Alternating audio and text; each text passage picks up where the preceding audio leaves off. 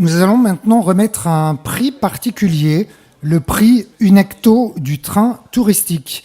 Un prix décerné par l'Union des exploitants de chemins de fer touristiques et de musées à caractère ferroviaire de France.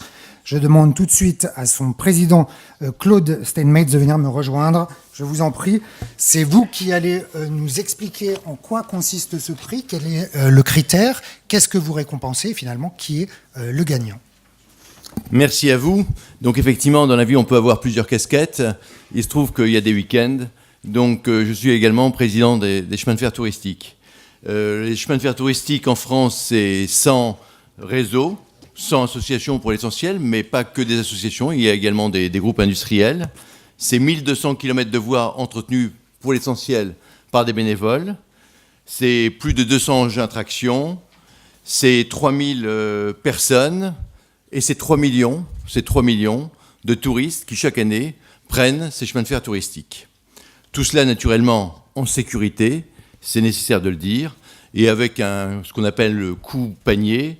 Donc, on va dire que chaque touriste paye 10 € à peu près pour monter dans un train. On est heureux de remettre un prix. Pourquoi ? Parce que, effectivement, ce qui est important pour nous, c'est d'être au cœur de la société, au cœur de la société civile. Et dans ce cadre, effectivement, nous travaillons avec d'autres associations de tourisme. Nous travaillons également avec les collectivités locales, quelles qu'elles soient, et nous travaillons avec les régions. Dans ce cadre, on a une belle histoire à vous raconter, une histoire, j'allais dire, qui tombe bien à propos. C'est le sauvetage d'une ligne dans la région Sud-Ardennes, qui devait être fermée. Elle devait être fermée, pourquoi ? Faute de moyens, la ligne était, j'allais dire, laissée à l'abandon. Il y avait sur cette ligne un chemin de fer touristique et du fret. Donc naturellement, des réflexions avec SNCF Réseau, etc., etc. Des coûts qui semblaient particulièrement importants. La volonté politique de maintenir la ligne. Et là, je salue tout particulièrement les efforts de tous les élus, quelle tendance que ce soit, pour sauver cette ligne.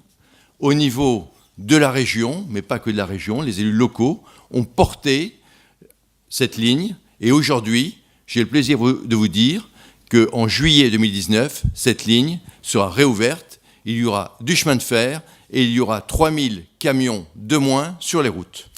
Donc on peut saluer cette initiative qui a été portée par des hommes, l'association notamment donc, du chemin de fer Sud-Ardennes, qui existe depuis plus de 30 ans. C'est une quarantaine de bénévoles, mais c'est un réseau associatif. Et je crois effectivement, je vous l'ai dit tout à l'heure dans le cadre de mon intervention, je crois effectivement que c'est par la synergie, par la discussion, par la négociation, qu'on arrive à faire des choses, qu'on arrive à sauver des lignes. Et là, c'est typiquement ce qu'on appelle une ligne capillaire. Le tourisme a pu sauver une ligne de fret.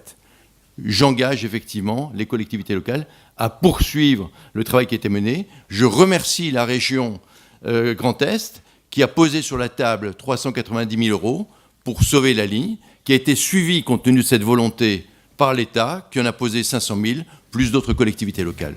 Donc oui, c'est une très belle histoire à vous raconter.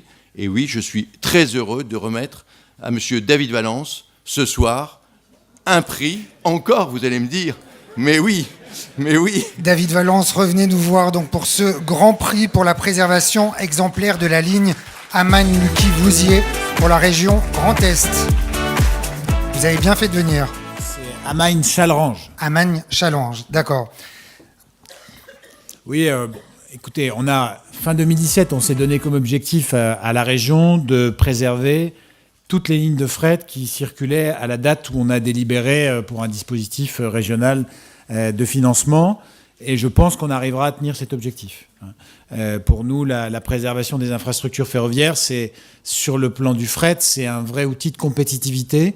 Il n'y a pas très longtemps, dans l'ouest du département des Vosges, à Gironcourt-sur-Vraine, on a eu un investissement très important et création d'un peu plus d'une centaine d'emplois, annoncé par un grand groupe étranger qui nous a clairement dit que la préservation de la ligne de fret, pour lui, c'était un élément clé dans sa décision d'investissement. Là, sur Amagne-Chalrange, on a deux entreprises qui utilisaient cet itinéraire.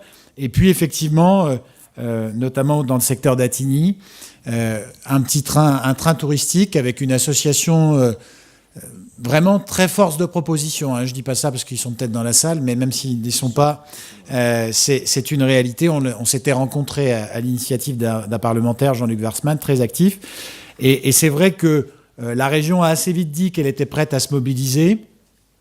La réponse du côté de l'État a été un peu plus lente à venir, mais dans le cas du plan Ardennes, on a réussi à tous se mobiliser. Et moi, je suis très heureux qu'on puisse montrer que sur une ligne comme celle-là, il y a différents types d'exploitation possibles et que ça peut être à la fois un levier de réduction des émissions de gaz à effet de serre, parce qu'encore une fois, c'est des camions en moins et des milliers de camions en moins, mais aussi un outil de valorisation d'un territoire qui va d'un secteur de centre de l'Ardenne jusqu'au pied de l'Argonne, pas loin de Vouziers. Et avec des autorails mythiques, on les voit sur les photos, les autorails Picasso qui continuent à circuler. Monsieur, merci beaucoup, recevez votre prix. Et puis je vous laisse ensuite aller prendre la photo.